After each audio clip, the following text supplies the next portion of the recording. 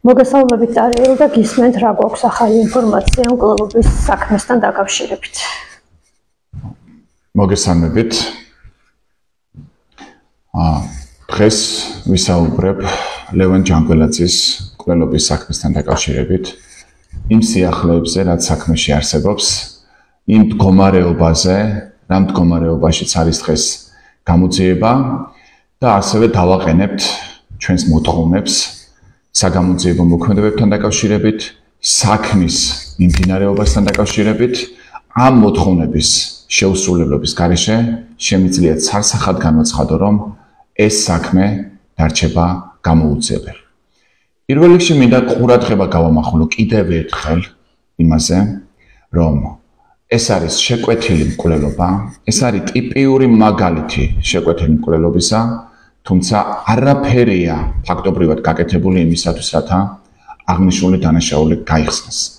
მკვლელობა მოხდა ქალაქის ცენტრში, ხალხმრავალ ადგილას, კამერების თვალწინ, მაგრამ პირმა, რომელმაც გასროლა განახორციელა, არაფერი გააკეთა იმისათვის, რათა დაემალა საკუთარი სახე, მან საკმაოდ დიდი მანძილი გაიარა ფეხით, ის დარწმუნებული იყო იმაში, რომ მას ცხელკვარზე არ დააკავებდნენ.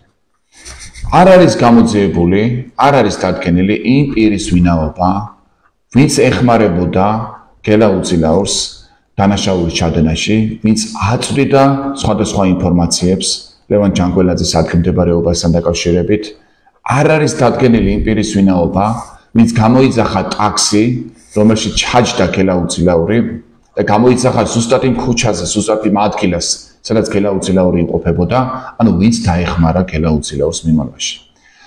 არ არის დადგენილი უამრავი რამ, რაზეც ჩვენ მთელი ამ დროის განმავლობაში საუბრობთ და რაზეც ყურადღებას ვამახვილებდით. ასევე ბოლო პერიოდში გავრცელდა ვიდეო ჩანაწერები, თუ როგორ მიყვება გელაუძილაური ამბასადორში ლევან ჯანგველაძეს, ეს ხდება თებერვლის თვეში. თუ როგორ აკვირდება კონკრეტულ ადგილმდებარეობას, ასევე დადასტურებულია, რომ ეს ადამიანი ესვრის ამბასადორის კუთვნილ მანქანას და აზიანებს.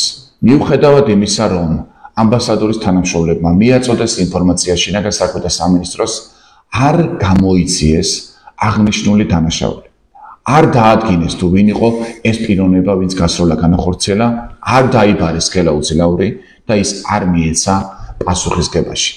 ამით რა გააკეთა შინაგან საქმეთა სამინისტროს მაშინდელმა ხელმძღვანელობამ? გააკეთა ის, რომ ფაქტობრივად თავიანთი უმოქმედობით ხელი შეუწყეს დანაშაულის მომზადებას. მათ რომ თავის დროზე ჩაეტარებინათ შესაბამისი საგამოძიებო მოქმედებები, მარტივად მოხდებოდა ლევან ჯანგველაძის მკვლელობის პრევენცია და ეს უძიმესი დანაშაული უკვე არ იქნებოდა ჩადენილი. თუმცა აქ მოქმედებდა ერთი სქემა, აქ მოქმედებდა ერთი სისტემა, ხელი არ შეუშალეს დანაშაულის მომზადებაში, პირიქით ხელი შეუწყეს. შემდეგ ხელი არ შეუშალეს მკვლელობის განხორციელებაში.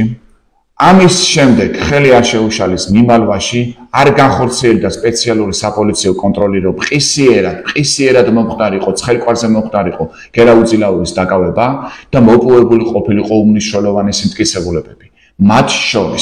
მათ შორის ტელეფონი, რომლითაც ის ურთიერთობდა შემკვეთებთან და დამხმარეებთან და მკვლელობის იარაღი. ამ ორი მტკიცებულების ამოღება უკვე ნიშნავდა იმას, რომ ძალიან დიდი ალბათობით ჩვენ გვეცოდინებოდა თუ ვინ არის აღნიშნული დანაშაულის შემკვეთი და თუ ვის ინტერესებში იყო პირველ რიგში ის, რომ გელაუძილაურს აღნიშნული ქმედება ჩაედინა და სისრულეში მოიყვანა აღნიშნული განზრახვა და ჩვენ ასევე გვეცოდინებოდა იმ პირების სახელები და გვარები, თუ ვინ აწვდიდა ინფორმაციას გელაუძილაურს და ვინ ეხმარებოდა.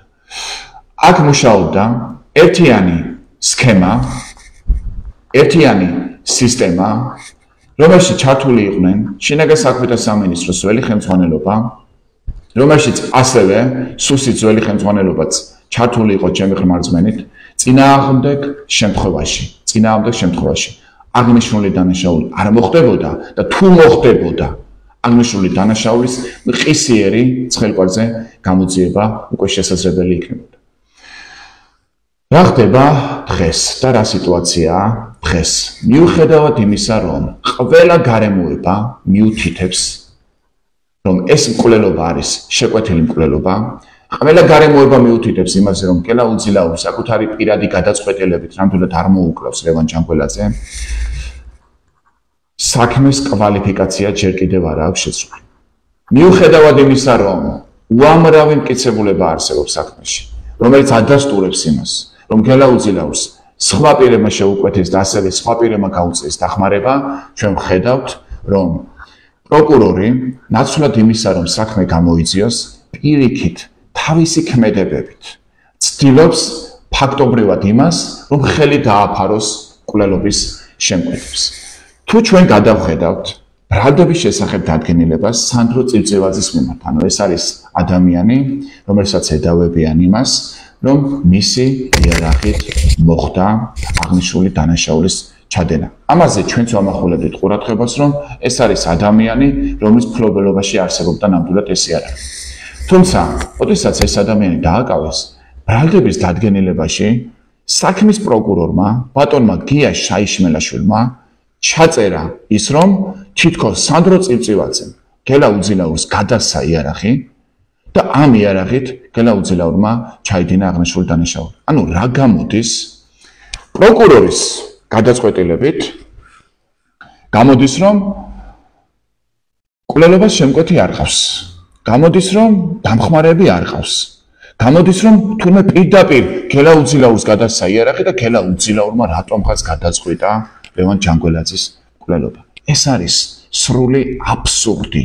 აღნიშნულის დამადასტურებელი არც ერთი მტკიცებულება საქმეში არ არსებობს. არ არსებობს არანაირი მტკიცებულება იმისა, რომ სანდრო წივწივაძეს რაიმე კონტაქტი, რაიმე კომუნიკაცია ჰქონდა გელა უძილაურთან, რომ მან მართლაც გადასცა მას იარაღი. ეს არის მხოლოდ და მხოლოდ ვარაუდი, დაუსაბუთებელი ვარაუდი, რომლის ბრალდების დადგენილებაში ასახვა მიზნად ისახავს იმას, რომ საქმიდან ამოირიცხონ მკვლელობის შემკვეთები და მარტივად საქმე გამოძიებულად გამოაცხადონ, ისე რომ თითქოს არანაირი შეკვეთა არ ყოფილა, ალბათ შემდეგ მოიგონებენ იმას, რომ რაღაც კამათი ქონდა თითქოს გელა უძილაურს ლევან ჯანგველაძესთან ან რესტორანში ან სადმე და ამით გაამართლებენ იმას, რომ აი ჩვენ იმიტომ ვერ დავადგინეთ შემკვეთები, რომ შემკვეთები უბრალოდ საქმეში არ არსებობს, გელა უძილაურმა თავად გადაწყვიტა ეს ყველაფერი. ანუ პროკურორის ქმედებები მიუხედავად იმისა, რომ ყველაფერი შეკვეთაზე მიუთითებს და უამრავი გარემოება არსებობს, მიზნად ისახავს იმას, რომ მკვლელობის შემკვეთები არ დადგინდნენ უტყუარად შესაბამისი მტკიცებულებებით, არ მიეცენ პასუხისგებაში და არ დაისაჯონ. ანუ მიუხედავად იმისა, რომ შეიცვალა შინაგან საქმეთა სამინისტროს ხელმძღვანელობა, გენერალური პროკურატურის ხელმძღვანელობა, შეიცვალა სუსის ხელმძღვანელობა. ეს კონკრეტული პროკურორი ისევ იგივე ძველი სქემით მუშაობს და ისევ ცდილობს მკვლელობის შემკვეთებისთვის ხელის დაფარებას. საერთოდ აღარაფერს არ ვამბობ იმაზე, თუ რამდენი მტკიცებულების მოპოვება შეიძლებოდა პირველივე დღეებში და არ იქნა მოპოვებული. საერთოდ არაფერს ვამბობ იმაზე, რომ უხლის კვალიფიკაცია თავიდანვე უნდა ყოფილიყო სწორი და ეს იყო ნამდვილად შეკვეთილი მკვლელობა და ეს ძალიან აშკარა იყო და თავიდანვე ამ მუხლით უნდა დაიწყოთ გამოძიება, თუმცა ჩვენ ნაცვლად იმისა, რომ შეცდომები ბჭყალებში გამოასორონ, პირიქით შეცდომაზე ამატებენ, უკანონობაზე ამატებს კონკრეტული პიროვნება და შემდეგ, რა თქმა უნდა, ჩვენ ხედავთ იმას, რომ შედეგად ხედავთ იმას, რომ საქმე ჯერ კიდევ არ არის სრულყოფილად გამოძიებული. მიუხედავად იმისა, რომ არაერთი ინფორმაცია გავრცელდა, ეს ინფორმაციები ჯერ კიდევ არ არის გადამოწმებული და მარტივია მე მგონი მიზეზი, რატომაც ეს ინფორმაციები არ არის გადამოწმებული, ამ ყველაფრის მიზეზი არის ის, რომ უბრალოდ არ სურს საქმის პროკურორს ამ საქმის ბოლომდე მიყვანა, ამ საქმეზე უტყუარი ჭეშმარიტების დადგენა და კითხვებზე პასუხისგაცემა იმ კითხვებზე, რომელიც აწუხებს დაზარალებულის ოჯახს, რომელიც აწუხებს ნამდვილად საზოგადოებას. რა არის ჩვენი მოთხოვნა? ვინაიდან ჩვენ ვაცნობიერებთ, რომ საკმაოდ დიდი დრო ჰქონდა პროკურორს ამ საქმეზე სამუშაოდ, მაგრამ არაფერი გააკეთა ფაქტობრივად, პირიქით, ყველაფერი გააკეთა, რომ საქმეზე ეფექტური გამოძიება არ ჩატარებულიყო და შემკვეთები არ დადგენილიყვნენ, ჩვენ ვხვდებით იმას, რომ ამ პროკურორის პირობებში საქმის გამოძიება, საქმის ბოლომდე მიყვანა ფაქტობრივად ვერ მოხერხდება, შესაბამისად, ჩვენი მოთხოვნა არის, რომ ჩაიხსნას ეს პროკურორი საქმეს, მოხდეს ამ პროკურორის საქმიდან ჩახსნა და ჩაერთოს საქმეში უკვე სხვა პროკურორი, რომელიც რა თქმა უნდა, ჩაატარებს ყველა საჭირო საგამოძიებო მოქმედებას, პირველ რიგში შეცვლის კვალიფიკაციას ამ საქმეზე, ვინაიდან თუ კონკრეტული გამოძიება მიმდინარეობს არასწორი მუხლით, ნაკლები არის იმის შესაძლებლობა, რომ გამოძიება ეფექტურად წარიმართოს და ყველა კითხვას პასუხი სრულყოფილად გაეცეს. ამიტომ მნიშვნელოვანი არის მთელი რიგი საგამოძიებო მოქმედების ჩატარება და ასევე მუხლის შეცვლა. და მუხლი უნდა შეიცვალოს შეკვეთილი მკვლელობის მუხლით. ასევე ჩვენი მოთხოვნა არის, რომ უმოკლეს ვადაში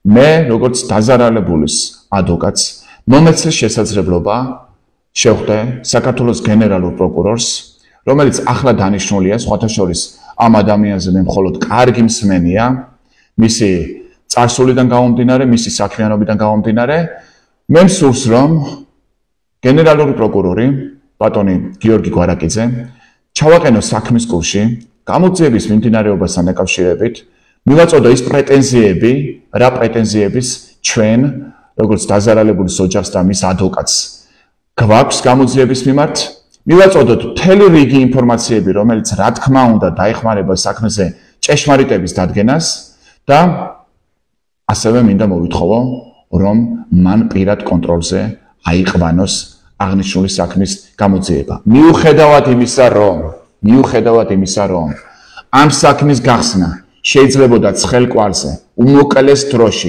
ყველა კითხვაზე პასუხისგაცემა შეიძლებოდა. რა თქმა უნდა, ეს არ გაკეთებულა, თუმცა ჯერ კიდევ არის შესაძლებელი მნიშვნელოვანი საგამოძიებო მოქმედების ჩატარებით და საქმის სწორად გაგრძელებით, რომ ყველა კითხვას პასუხი გაეცეს.